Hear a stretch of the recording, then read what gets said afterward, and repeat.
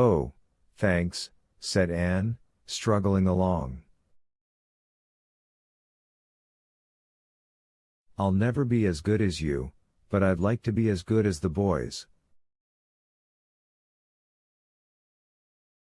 As they were going home, George spoke to Julian. "Could you say that you want to go and buy a stamp or something?" she said. "Then I could go with you, and just have a peep at old Tim. He'll be wondering why I haven't taken him out today."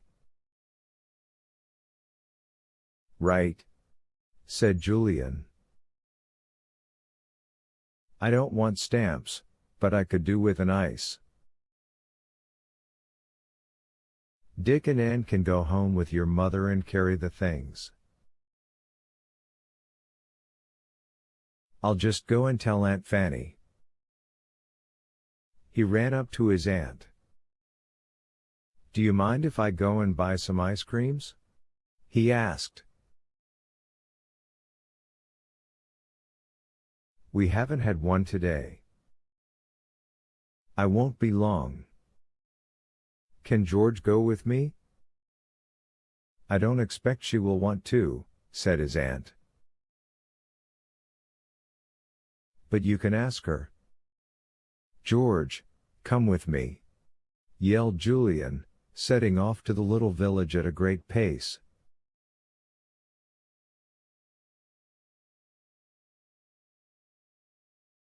George gave a sudden grin and ran after him.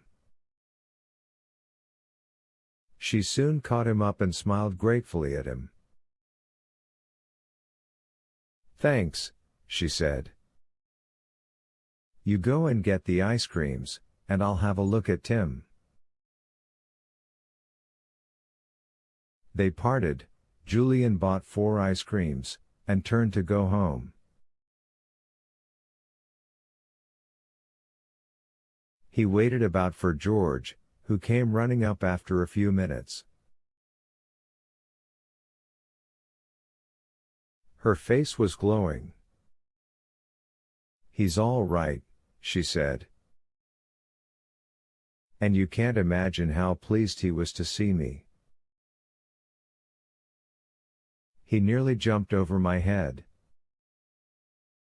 I say, another ice cream for me." "You really are a sport, Julian." "I'll have to share something with you quickly." "What about going to my island tomorrow?" "Golly," said Julian, his eyes shining. "That would be marvelous." "Will you really take us tomorrow?" "Come on, let's tell the others." The 4 children sat in the garden eating their ices. Julian told them what George had said. They all felt excited. George was pleased. She had always felt quite important before when she had haughtily refused to take any of the other children to see Kieran Island, but it felt much nicer somehow to have consented to row her cousins there.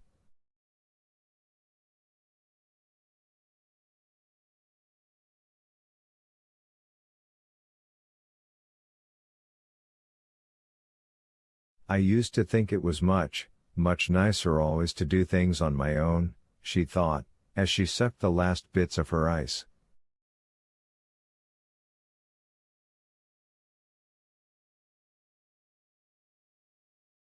But it's going to be fun doing things with Julian and the others. The children were sent to wash themselves and to get tidy before supper. They talked eagerly about the visit to the island next day. Their aunt heard them and smiled. "Well, I really must say I'm pleased that George is going to share something with you," she said.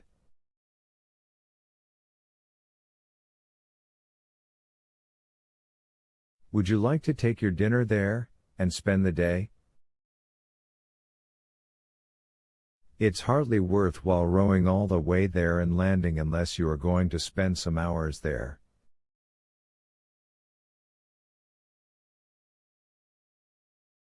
Oh, Aunt Fanny.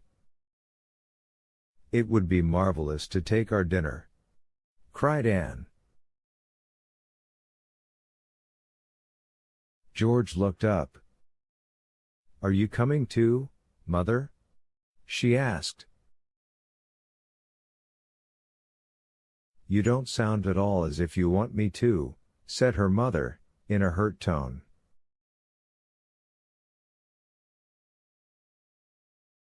You looked cross yesterday, too, when you found I was coming.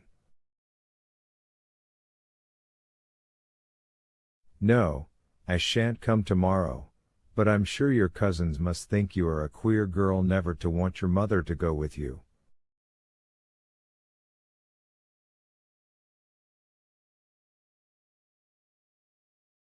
George said nothing. She hardly ever did say a word when she was scolded. The other children said nothing too. They knew perfectly well that it wasn't that George didn't want her mother to go, it was just that she wanted Timothy with her.